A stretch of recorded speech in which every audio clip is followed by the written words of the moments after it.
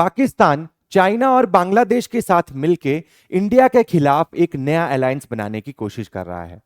Recently Pakistan के deputy prime minister और जो उनके फॉरेन अफेयर मिनिस्टर्स भी हैं, उन्होंने एक स्टेटमेंट दी है कि बांग्लादेश, पाकिस्तान और चाइना मिलकर एक नया अलायंस बना सकते हैं। Hello everyone, my name is Ajay Singh और आप देख रहे हैं सिविल स्टेप हिमाचल।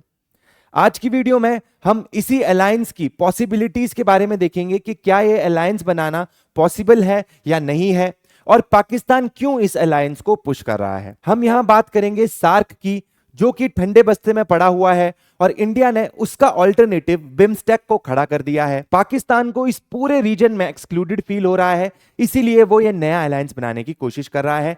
आज की वीडियो में इन पूरी चीजों के बारे में हम चर्चा करेंगे डिटेल से। तो चलिए बिना किसी देरी के आज की वीडियो को स्टार्ट करते हैं। तो देखिए, जैसे कि मैंने आपको पहले बताया कि पाकिस्तान के जो डेप्यूटी प्राइम मिनिस्टर और फॉरेन अफेयर मिनिस्टर है, जिनका नाम है इशाक दर, उन्होंने अभी रिसेंटली कहा है कि एक नई साउथ एशियन रीजनल ऑर्गेनाइजेशन बनाई जा सकती है और जिससे इंडिया को एक्सक्लूड किया जाएगा।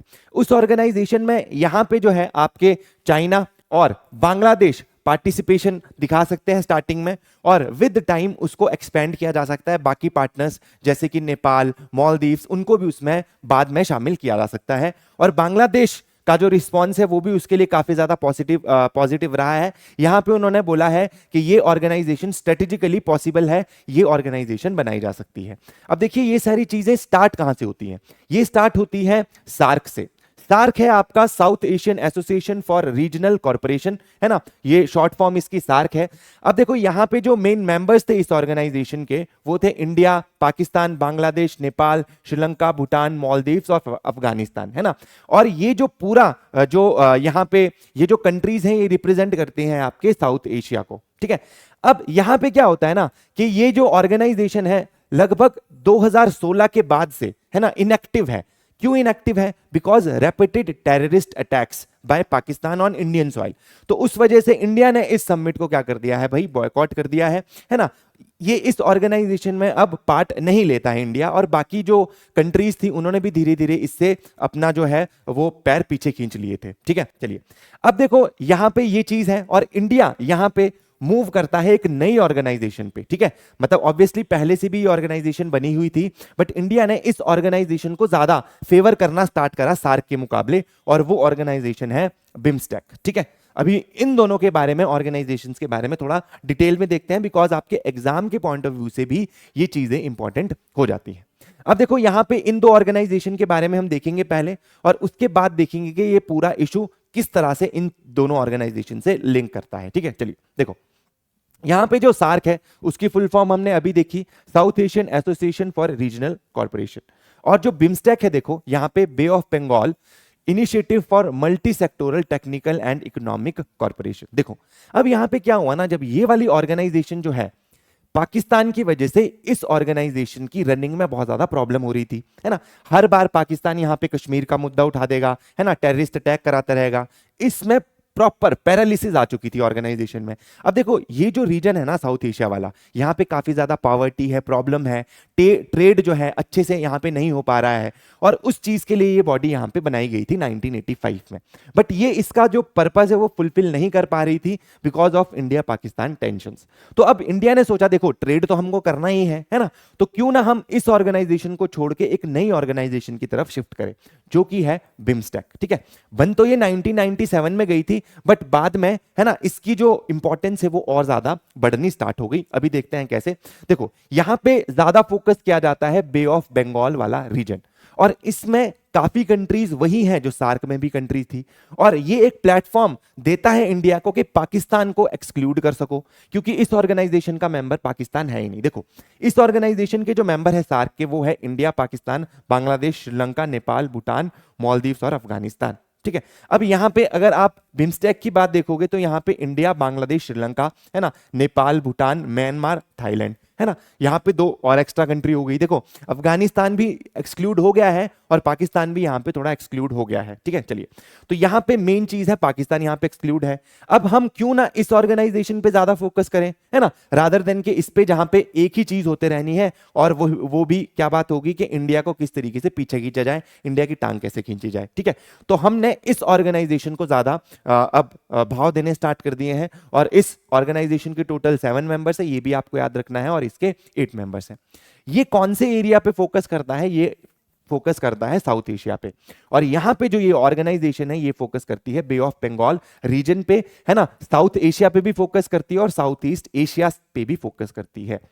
अगर आप लोग काफी टाइम से तैयारी कर रहे हैं या फिर आप नए भी हैं, तो मैं आपको एक चीज बता दूं कि देखो, इंडिया की ना एक और पॉलिसी है, एक्ट ईस्ट पॉलिसी, जिसके तहत हम जो ईस्ट, हमारे जो इंडिया के ईस्ट साइड वाली कंट्रीज हैं, जैसे कि मेन फोकस हमारा इसमें है एशियान जो नेशंस है ना, एशियान एक ब्लॉक है जिसमें अभी तो 11 कंट्रीज हो गई हैं टोटल, है ना, उसके साथ हमको एंगेजमेंट बढ़ानी है। साथ में एक्ट ईस्ट पॉलिसी में हमारे को जापान हो गया, साउथ कोरिया हो गया, इनके साथ भी एंगेजमेंट बढ़ानी है, ठीक है। चलो, तो यहां पे ये सारी चीजें देखो हो गई, ये हमने देख लिया। तो ये जो हमारी एक्ट ईस्ट पॉलिसी है, कहीं ना कहीं ये जो ऑर्गेनाइजेशन है, जो बिम्स्टेक ऑर्गेनाइजेशन है, वो उसको कहीं ना कहीं सपोर्ट करती है, ठीक है। चलिए, यहां पे आके देखो, इंडिया पाकिस्तान फैक्टर का देखें तो अगर strongly affected frequent political deadlock, ठीक है, तो यहां पे इंडिया पाकिस्तान के बीच में भी डेडलॉक हो रखे हैं, है ना, और जिस वजह से इस ऑर्गेनाइजेशन में भी प्रॉब्लम आ रही थी। अब देखो, यहां पे पाकिस्तान है ही नहीं, है ना, तो यहां पे क्या चलता है भाई, स्मूदर फंक्शन चलता है। अगर हम नेक्स्ट आगे की बात करें तो देखो, यहां पे लेवल ऑफ एक्टिविटी यहां पे लार्जली इनएक्टिव है ये, ठीक है। लास्ट सबमिट यहां पे 2014 में हुई थी, उसके बाद जो आगे वाली सबमिट थी वो बॉयकॉट कर दी गई थी 2016 में, है ना। चलो, तो ये लार्जली इनएक्टिव ऑर्गेनाइजेशन है और ये एक्टिव ऑर्गेनाइजेशन है, रेगुलर सबमिट्स होती हैं और सेक्टोरल कॉर्पोरेशन यहां पे चल रहा है ना। अब देखो, यहां पे नेचर ऑफ कॉर्पोरेशन की बात करें तो यहां पे ब्रॉड बट कंसेंसस बेस्ड, तो यहां पे जितने भी डिसीजंस थे वो कैसे लिए जाते थे, कंसेंसस बेस्ड लिए जाते थे, मतलब सारी कंट्रीज को एग्री करना ही पड़ता था, तभी यहां पे क्या की जाएंगी, कोई भी एक्टिविटी करी जाएगी। देखो, जो कि फिर पॉसिबल नहीं हो पाता है। जब इंडिया एग्री करता था तो पाकिस्तान मना कर देता था, जब पाकिस्तान एग्री करेगा तो इंडिया मना कर देता था।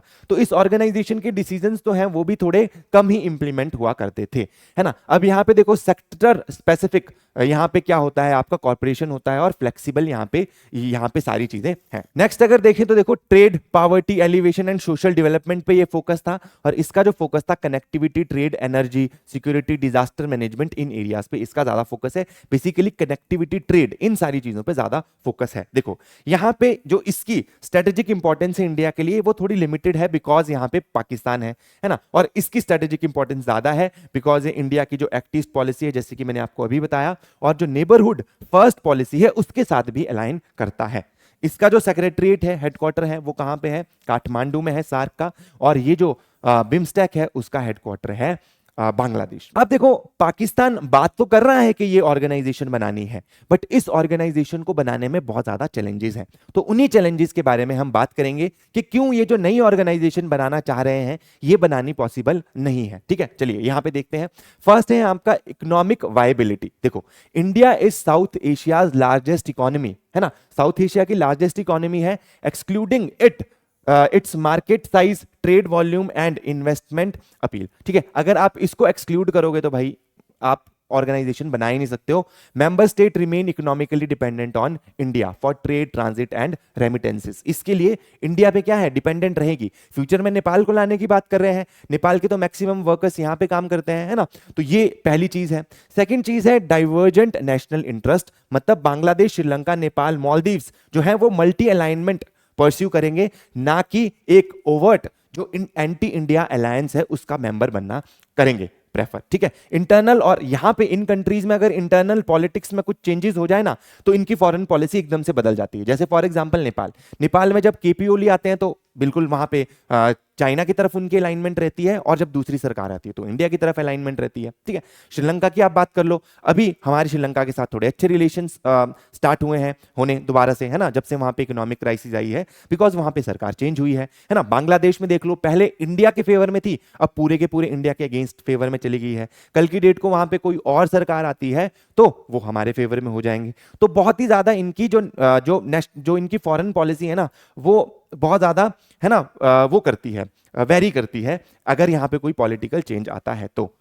अगला है चाइना फैक्टर। देखो यहां पे जो है, देखो हैवी चाइनीज इन्वेस्टमेंट जो है raise fear of debt diplomacy. अब देखो चाइना की जो नेचर है ना, चाइना क्या करता है, किसी कंट्री में जाता है, वहां पे बहुत ज्यादा इन्वेस्टमेंट स्टार्ट कर देगा, बहुत ज्यादा आपका मित्र बनने की कोशिश करेगा, बहुत पैसा देगा, बाद में आपको ऑब्वियसली वो पैसा तो लौटाना ही है बिकॉज वो लोन है। जब आप लोन नहीं रिपे कर पाओगे तो आप क्या करोगे, उस लोन को रिपे करने के लिए एक और क्या लोगे, लोन लोगे, और जो वो आपने दूसरा लोन लिया, इस तरह से आप एक सर्कल में फंस गए, विशियस सर्कल में फंस गए, और इसको बोला जाता है कि आप डेट ट्रैप में फंस गए। जब आप डेट ट्रैप में फंस गए, अब चाइना के पास रीजन मिल गया कि भाई अब वो क्या करेगा, आपकी कंट्री में अपनी प्रेजेंस बनाना स्टार्ट कर देगा, आपका आपका एक जो पूरा का पूरा पोर्ट है उसको अपने कब्जे में ले लेगा, या कोई मिलिट्री बेस आपकी कंट्री में बना लेगा, है ना, और आपकी जो टेरिटोरियल सॉवरेनिटी है वो खत्म हो जाएगी।